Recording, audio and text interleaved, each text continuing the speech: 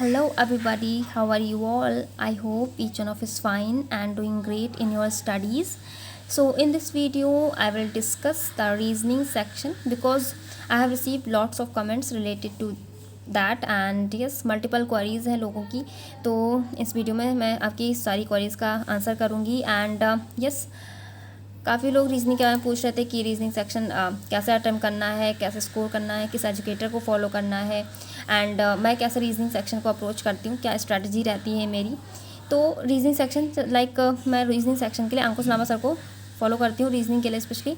And मैं 2019 से sir को फॉलो कर रही हूँ बिकॉज उसके पहले मुझे नहीं पता था सर के बारे में एंड 2015 में ऐसा कुछ था भी नहीं। आप लोग समझ सकते हैं 2015 में क्या चीज़ें रही होंगी, इतनी सारे सोर्सेज एंड ऑब्वियसली आपके पास अगर गाइडेंस की कमी है, लैक ऑफ गाइडेंस बहुत मैटर करता है। अगर आपके पास वही नहीं है तो आप कैसे चीज़ों को समझोगे, जानोगे। तो सारी चीज़ें थी मेरे साथ, तो मुझे नहीं पता था।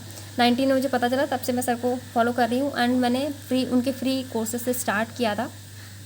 तो जैसा आप देख सकते हो अनअकैडमी पे आपको मिल जाएंगे, सर के प्रोफाइल में जाइएगा, ठीक है, उनको फॉलो कीजिएगा एंड देन उसके बाद में आप जब यहाँ पे क्लिक करोगे तो जिनके पास प्लस है तो देन आपको उसके बाद फ्री कोर्स पे क्लिक करना है। फ्री कोर्स पे जब आप क्लिक करोगे देन आपको जितने भी सर ने रीजनिंग सेक्शन को लेके एंड इसमें कुछ कॉन्ट के सेक्शन भी हैं जो मोस्ट स्कोरिंग टॉपिक होते हैं कॉन्ट में, वो भी उन्होंने करा रखे हैं। तो जैसे 100 score booster topics for banking examination and this is specially for beginners. जैसे कुछ बिगिनर्स होंगे उन्हें नहीं पता होगा कि कौन से चैप्टर होते हैं, कौन से टॉपिक्स हैं रीजनिंग में जो स्कोर बूस्टर का काम करते हैं एंड मोस्ट स्कोरिंग टॉपिक्स कौन से होते हैं। तो ये सब चीज़ें आप देख सकते हो यहाँ पे। एंड ये RRB PO एंड क्लर्क के लिए 100 पजल सिटिंग एंड अरेंजमेंट का है course. And the best part of these courses that कि जो ड्यूरेशन दे रखी है वीडियोस की वो काफ़ी शॉर्ट है, क्योंकि काफ़ी लोग ऐसा बोलते हैं ना कि सारा टाइम आपका क्लास में ही चला जाता है, तो आप प्रैक्टिस कब करोगे। Yes, this is genuine question कि हम जब सारा दिन क्लास में ही चला जाएगा तो हम कैसे प्रैक्टिस करेंगे। तो इसमें ड्यूरेशन जो आपकी वीडियोस की दे रखी है वो 8 minute, 10 minute, 12 minute like this ऐसी है। तो आप ना बोर होने वाले हो, ना ही आपका टाइम बहुत ज़्यादा जाने वाला है। अगर आपको लगता है कि आपको वो टॉपिक क्लियर है, ठीक है, आपके पजल पे कमांड है, पजल ईजी हो गई, तो आप वीडियो को पॉज करके अपने आप भी प्रैक्टिस कर सकते हो। एंड सेकेंड थिंग, आप 2x पे भी देख सकते हो। तो बहुत ईजिली एंड बहुत जल्दी आपके कोर्सेज सारे फिनिश भी हो जाएंगे, ठीक है। तो ये SBI PO के लिए मतलब कोर्सेज उन्होंने हर उसके लिए डाल रखा है डेफिनेशन में, ठीक है। उन्होंने डिटेल दे रखी है किस एग्ज़ाम के लिए कौन सा है। तो ये 2019 के सर की puzzle 100 puzzle sitting arrangement for SBI PO 19 and ये डेली टारगेट्स एंड शेड्यूल है सर का एंड ये तो करंट अफेयर का है। एंड फिर आप थोड़ा सा नीचे स्क्रॉल करेंगे then again 50 puzzle sitting arrangement का है। फिर यस क्वांटिटेटिव एप्टीट्यूड में जो भी आपके मोस्ट स्कोरिंग टॉपिक होते हैं, लाइक अरिथमेटिक में हमारे 3 टॉपिक्स बहुत इंपॉर्टेंट होते हैं। पहला ratio, percentage and third is average. तो इन तीनों चैप्टर पे आपकी बहुत अच्छी कमांड होनी चाहिए। वो आपका हर चीज़ में वर्क करता है। लाइक अगर आप DI कर रहे हो तो उसमें भी लाइक आपको रेशियो निकालना होता है, ठीक है। एंड देन उसके बाद एवरेज भी दे रखा होता है, एवरेज निकालना होता है, परसेंटेज पे बेस्ड क्वेश्चन होते हैं। तो ये तीनों चैप्टर जो है क्वांट के समझ लीजिए, आप कुछ भी बोल सकते हो, तीनों चैप्टर आपके बहुत अच्छे से क्लियर होने चाहिए, ठीक है।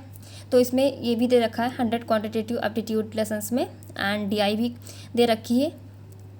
देन ये अगेन है most scoring topics for to clear any prelims, ठीक है। तो आप ये भी देख सकते हो कि क्वांट एंड रीजनिंग में कौन से आपके मोस्ट स्कोरिंग टॉपिक होते हैं। तो जो बिगनर्स हैं उनके लिए तो बहुत इंपॉर्टेंट है एंड जिनकी रीजनिंग में कमांड नहीं है, जो वीक हैं, तो वो भी चेकआउट कर सकते हैं, ठीक है। देख सकते हैं सर ने काफ़ी कोर्सेज करा सकते हैं। तो आप अगर पजल की प्रैक्टिस करनी है आपको तो आप यहाँ से कर सकते हो। एंड जो टॉपिक होते हैं मिसलेनियस टॉपिक है रीजनिंग के, वो भी आप यहाँ से क्योंकि हर जगह आपको एक बहुत सारे लंबे वीडियोस में दे रखा होगा, लेकिन सर ने शॉर्ट वीडियोस हैं काफ़ी, लेकिन उन्होंने काफ़ी ब्रीफ में काफ़ी डिटेल बता रखा है, काफ़ी अच्छे से चीज़ों को एक्सप्लेन किया है। मैंने सारे कोर्सेज़ को आई थिंक काफ़ी टाइम देखा है, ठीक है, सिर्फ एक ही बार नहीं देखा, क्योंकि जब भी एग्ज़ाम आता था उसके पहले मैं इनके सारे 50 पजल्स के वीडियोज़ देख के उन्हें दोबारा से मतलब सारी प्रैक्टिस करती थी, क्योंकि तब इतने सोर्सेज भी नहीं थे हमारे पास। एंड सेकेंड थिंग कि कोई भी पजल अगर हमने एक बार बना रखी है, तो चाहे वो मॉक टेस्ट में हो, चाहे किसी भी प्रैक्टिस सेशन में हो, तो अगर हम दोबारा कुछ दिन बाद दोबारा से उससे गो थ्रू होते तो हम याद तो में रहता कि हाँ ये पजल हमने कहीं कर रखी है, लेकिन उसे दोबारा बनाने में हमें टाइम लगता है हमें वही अप्रोच या वही डायग्राम बिल्कुल भी याद नहीं रहता, तो उससे हमारी प्रैक्टिस ही होगी। एंड पज़ल के लिए जितनी आपकी रीडिंग स्पीड अच्छी होगी, तो पज़ल को जितनी मॉक टेस्ट आप देते हो, एनालिसिस करते हो उसको, तो पज़ल को रीड करने की कोशिश, उनके इंस्ट्रक्शन वगैरह है तो पज़ल को अच्छे से रीड किया करिए, ठीक है। ये भी बहुत इंपॉर्टेंट रोल प्ले करता है, स्पेशली पज़ल में। ज़रा सा भी आपने इंस्ट्रक्शन अगर रॉन्ग रीड कर लिया है, कहीं भी मिस रीड हो गया, एक लाइन भी आपकी मिस हो गई, तो पूरी पज़ल में पॉसिबिलिटीज़ बनती चली जाती हैं, फिर वो पज़ल रॉन्ग हो जाती है, हम स्टक कर जाते हैं, टाइम भी बहुत चला जाता है। ये सब चीज़ें मेरे साथ हो चुकी हैं, तो वही सब चीज़ें मैं अपने एक्सपीरियंस पे आपको बता रही हूँ। तो ये हमारा, ये आपका फ्री कोर्स हो गया। तो जिन्हें जिस भी चैप्टर में, टॉपिक में, चाहे वो रीजनिंग कॉन्ट में हो, प्रॉब्लम है, तो आप यहाँ से देख सकते हैं, ठीक है। एंड देन सेकेंड थिंग, काफ़ी लोगों को पता होगा, स्पेशल क्लासेस में भी सर के 1000 पज़ल सीरीज़ सबको ही पता होगी। तो अगर आपको वो बहुत लंबी लग रही, क्योंकि 1000 पज़ल सीरीज़ काफ़ी है, मैंने तो साथ में ही किया था, जब सर ने स्टार्ट किया था तो साथ में ही चल रही थी मैं सर के, लाइक जब वो क्लासेस ले रहे थे साथ में ही मैं कर रही थी, तो मेरे लिए तो काफ़ी कुछ लास्ट की बच गई थी, बाकी मैं स्टार्ट में ही लेके स्टार्ट से एंड तक मैंने किया था। तो आप 100 पज़ल वाला भी देख सकते हो, अगर 1000 पज़ल नहीं तो आप 100 पज़ल्स की भी इसमें काफ़ी सीरीज़ हैं, तो आप उसे भी फॉलो कर सकते हो। एंड आप बहुत एंड तक जब स्क्रॉल करते जाओगे, काफ़ी चीज़ें इसमें दे रखी हैं आपके स्पेशल क्लासेस में। हिट सेशंस भी हैं स्पेशल एग्जामिनेशंस के लिए, चाहे वो SBIP हो, आपका IBPS क्लर्क हो, VPSP हो, सबके लिए उन्होंने, सर ने प्रैक्टिस सेशन भी ले रखे हैं। एंड मैराथन क्लासेस भी हैं, DI की हो गई, या फिर आपकी रीजनिंग सेक्शन की हो गई, पूरा रीजनिंग का सेट हो गया। तो आप स्क्रॉल करते जाओगे तो आपको काफ़ी चीज़ें इसमें दिखेंगी, तो आप यहाँ से प्रैक्टिस कर सकते हो, ठीक है। अब बात आती है कि हम मतलब क्लासेस से प्रैक्टिस करेंगे, वही टाइम का इशू। तो आप, अगर मैंने बोला ना कि आप वीडियो को पॉज कर सकते हैं, ठीक है, उसके बाद आप उसकी जो भी पज़ल है, जो भी सर करा रहे हैं आप करिए। देन उसके बाद आप देखिए ज़रूर कि सर की अप्रोच क्या है, आपकी अप्रोच क्या है, सर ने कितनी देर में उस क्वेश्चन को बनाया है, एंड आपको कितना टाइम लग रहा है। तो इन सब चीज़ों को एनालिसिस करना भी बहुत ज़रूरी है, ठीक है। तो काफ़ी चीज़ें सर ने हर वीडियो में कुछ ना कुछ उन्होंने पज़ल में स्पेशली उन्होंने बताया है। लाइक पज़ल में 2-3 चीज़ें होती हैं, ठीक है।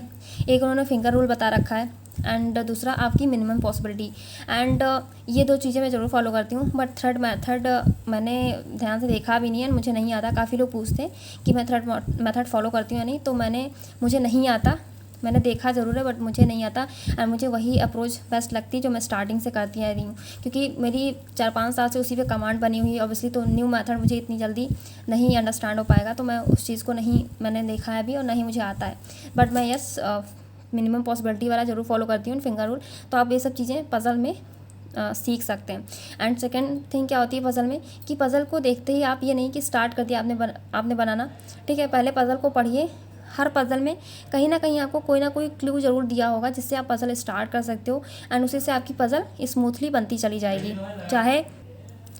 चाहे वो अनसर्टन मेंबर की पज़ल हो, चाहे सर्टन मेंबर की, ठीक है। तो हर चीज़ में भले ही उसमें मेंबर्स ना दिए हों, या फिर वैकेंट स्पेसेस की होती है, तो उन सब चीज़ों में थोड़ा पॉसिबिलिटीज़ होती हैं, हमें प्रॉब्लम होती है। तो उसमें हर पज़ल में आपको सिर्फ रीड करने की ज़रूरत है, ठीक है, कंसिस्टेंटली, कि एग्जैक्टली कंसंट्रेशन के साथ आप पढ़िए उसे कि क्या गिवन है। लाइक अगर आपको अनसर्टेन नंबर पज़ल दिया होगा, तो आप जब स्टार्ट से करोगे तो आपको नहीं समझ, लेकिन आप मिड में कहीं रीड करोगे या लास्ट में हो गया, तो आपको एक पॉइंट जरूर दिया होगा कि कोई ना कोई एंड पे बैठा होगा, ठीक है। तो आप एंडिंग से स्टार्ट करोगे, जो एंड पे वहाँ बैठा हुआ मेंबर, उससे ही सारी पज़ल बनना स्टार्ट होगी कि इनके बीच में इतने इतने बैठे हैं, 4-5 मेंबर्स, फिर वहाँ पर सेकंड लेफ्ट, थर्ड लेफ्ट। तो ऐसे ऐसे आप चीज़ों को जब सीक्वेंस में बनाते चले जाओगे, तो आपका पज़ल बनता हुआ चला जाएगा, ठीक है। चाहे वो कोई भी हो, चाहे लीनियर हो, चाहे सर्कुलर हो, चाहे स्क्वायर बेस्ड हो, चाहे ट्रायंगल हो, हर पज़ल में सब में कुछ ना कुछ गिवन होता है, बस आप, लेकिन हाँ ये है कि आप कंसंट्रेशन के साथ उसे रीड जरूर कीजिए। अगर एक भी पॉइंट हमसे मिस हो गया, लाइक कल या परसों मैंने जो मॉक टेस्ट मैंने बताया था ग्रेड अप का, तो सिर्फ 4 मेंबर की पज़ल थी, लेकिन एक लाइन मैंने मिस कर दी, एक वर्ड, सिर्फ लाइन नहीं थी, सिर्फ वो एक वर्ड मिस हो गया, तो उससे पूरी पज़ल हमारा 8 मिनट भी चला गया, एंड क्वेश्चंस भी रॉन्ग हो गए। तो चीज़ों को कंसंट्रेशन के साथ करना है। एंड जो मोस्ट स्कोरिंग टॉपिक हैं आपके रीजनिंग में, उन पे बहुत अच्छे से कमांड आप मतलब करिए कि आपसे वो मतलब वो उस तरह के क्वेश्चन आपसे स्किप ही ना होने पाए। एंड पज़ल की डेली आप 5 to 6 पज़ल ज़रूर प्रैक्टिस कीजिए, चाहे वो मॉक टेस्ट से करिए, चाहे जो मैंने आपको कोर्सेज बताएं, पज़ल की कोई कमी नहीं, आप कहीं से भी करिए। एंड सर का अपना एक चैनल भी है, बैंकिंग क्रॉनिकल, तो वहाँ पे भी, क्योंकि सर अनअकैडमी लेफ्ट कर चुके हैं, तो वहाँ पे वो डेली RRB के लिए सेशंस ले रहे हैं। तो आप चाहें तो रीजनिंग के सेट जो होते हैं 40-40 क्वेश्चंस के, तो आप वहाँ भी देख सकते हैं। वीडियो को पॉज करके एक अपना टाइमर सेट कर लिया, वहाँ पे सॉल्व करिए, फिर सर की अप्रोच भी देख लीजिए कि उनका वे क्या है क्वेश्चन को सॉल्व करने का, एंड किस तरीके से वो सॉल्व कर रहे हैं, क्योंकि चाहे वो कैसा भी क्वेश्चन हो, कुछ ना कुछ नया ज़रूर बताते हैं कि आपको चीज़ों को जल्दी कम टाइम में कैसे करना है। ठीक है, तो ये सब चीज़ें आप चाहें तो कोर्सेज से सीख सकते हैं। एंड यस, बाकी मोस्ट स्कोरिंग टॉपिक में जैसे आपका सिलोजिज्म हो गया, इनइक्वालिटी हो गया, number series, alphabetical series, inequality वगैरह, तो इन सब पे बहुत अच्छे से कमांड करिए, इनकी इतनी ज़्यादा प्रैक्टिस कर लीजिए कि इनसे कोई भी क्वेश्चन आया आपसे स्किप ना होने पाए एंड आपको पेन भी उठाने की ज़रूरत ना पड़े। ठीक है, स्पेशली इन इनइक्वालिटी हो गया या फिर जो सीरीज़ वगैरह होती है तो उसमें मैं पेन नहीं यूज़ करती हूँ, ऐसे ही हो जाता है। तो आप लोग भी, जो लोग जिनकी प्रैक्टिस नहीं है, तो आप लोग इस तरह करने की कोशिश किया करिए जिससे आपको ज़्यादा टाइम मिल सके पजल सेक्शन को अटेम्प्ट करने के लिए। तो यही सब चीज़ें हैं, आपको ध्यान रखनी है। एंड यस, अगर आप अप्रोच देखना चाहते हैं कि मेरी पजल सॉल्व करने की क्या अप्रोच है, मैं कैसे पॉसिबिलिटीज़ वगैरह लेती हूँ, चाहे वो किसी तरीके की पजल हो, ठीक है, अगर आपको जानना है तो आप कमेंट में कीजिएगा, कमेंट में बताइएगा, तो मैं कोशिश करूँगी सॉल्व करने की एंड उस पर वीडियो भी अपलोड करूँगी कि मेरा क्या वे होता है पजल को सॉल्व करने का, कितनी पॉसिबिलिटीज़ मैं लेती हूँ एंड कैसे मैं क्वेश्चन को अप्रोच करती हूँ। ठीक है, एंड रही बात मेरे अटैम्प्ट करने की कि मैं मॉक टेस्ट में कैसे अटैम्प्ट करती हूँ रीजनिंग, तो मेरा मॉक टेस्ट में स्टार्ट से लेकर एंड तक ही रहता है। मैं बहुत ज़्यादा हार्ड अगर मॉक टेस्ट हो गया तो भले मैं बीच में जंप करूँ, अदरवाइज़ रीजनिंग मेरा स्टार्ट से लेकर एंड तक ही रहता है। किसी तरीके भी क्वेश्चन है, चाहे वो पजल हो, चाहे शॉर्ट क्वेश्चन हो, किसी भी तरीके का मैं अटैम्प्ट करती हुई चली जाती हूँ। मैं ये नहीं देखती हूँ कि कैसा क्वेश्चन है, क्या है। ठीक है, पजल को चाहे जैसे भी मुझे करना है तो मतलब करना है, क्योंकि मुझे 35 out of 35 and 40 out of 40 मुझे अटैम्प्ट करना ही होता है, तो मैं वैसे ही करती हूँ। एंड बहुत ज़्यादा टफ हुआ तो भले मुझसे क्वेश्चन स्किप हो जाते हैं तो या स्टक हो गई मैं, अदरवाइज़ यही मेरी अप्रोच रहती है रीजनिंग की। जिनकी रीजनिंग में कमांड नहीं है तो आप लोग पजल से नहीं, कल भी मैंने बताया था, तो आप जो शॉर्ट क्वेश्चंस होते हैं मोस्ट स्कोरिंग टॉपिक, तो वहाँ से आप स्टार्ट कीजिए एंड लास्ट में आप पजल पे जंप कीजिए। लेकिन आप पजल पे अपनी कमांड जरूर एक साइड बाय साइड बनाते चलिए। आप पजल की डेली प्रैक्टिस कीजिए जितनी ज़्यादा हो सके।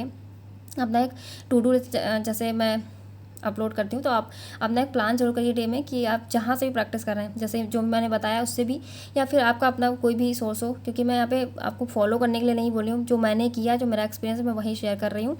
तो आप मेंशन जरूर करिए कि आपको डेली कहाँ से कितनी पजल करनी है। अगर आप 1000 पजल सीरीज़ फॉलो कर रहे हो तो आपको उस दिन में कितनी क्लास देखनी है, कितनी पजल सॉल्व करनी है, मेंशन जरूर कीजिए कि आपका आज ये सेट हो चुका है एंड नेक्स्ट डे आपको ये करना है।